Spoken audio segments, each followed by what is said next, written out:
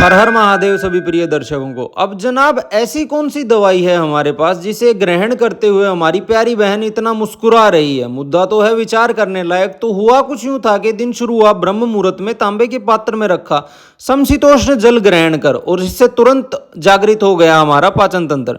आज सुबह सुबह दुविधा यह थी कि हफ्ते का अंत नजदीक था और निर्णय नहीं हो पाया था कि 2 दिन की छुट्टी हम कहाँ व्यतीत करेंगे। अतः हमने सोचा निर्णय जब होगा देखा जाएगा, तब तक अपनी तैयारी तो पूरी कर ही ली जाए। जो कि सबसे पहले है कपड़े धोना, क्योंकि छुट्टियां तो होती ही शायद घरेलू रखरखाव के काम के लिए हैं। चलिए शायद यही हमारी मानसिक कैद की अनुभूति है। तो कपड़े धोने आरंभ कर दिए थे और साथ ही समय निकालकर नहा भी लिए थे, क्योंकि फिर अस्पताल खोलने का समय हो चला था और मरीज सुबह जल्दी ही आने लगते हैं, जिसका मुख्य कारण है नाड़ी परीक्षण, जो कि सटीक तरीके से खाली पेट ही हो पाता है। अब ज्यादा देर भूखा कौन ही रहना चाहता है।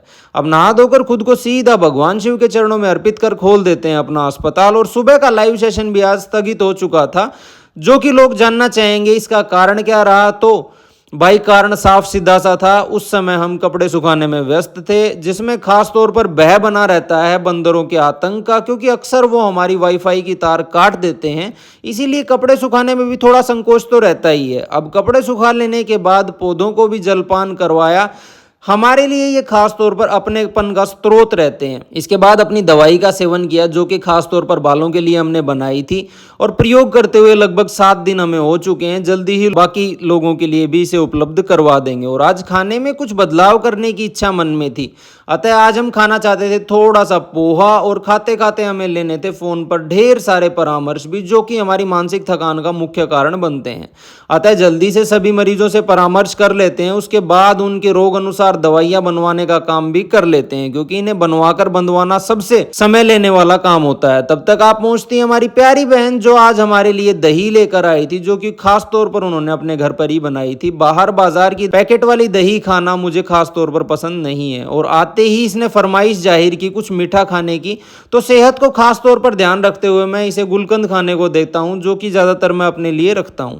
अब अस्पताल बंद करने का समय हो चला था और साथ ही कपड़े भी छत से उतार लाए थे और समय हो चला था कुछ देर सुस्ताने का। शाम की शुरुआत होती है दवाई के साथ। अब इसके बाद आप पहुंचते हैं दोनों ही प्रियजन, जो आज काफी दुखी थे, क्योंकि इनके फेसबुक पेज को किसी ने हैक कर लिया था।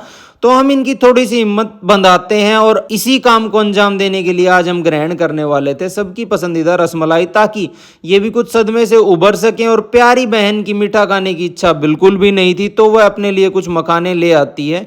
मैं और प्रिय मोहित नैन जी आज आराम से आनंद लेते हैं रसमलाई का। और बातों बातों में कब ये लोग अपना सारा दुख भूल जाते हैं पता ही नहीं चलता।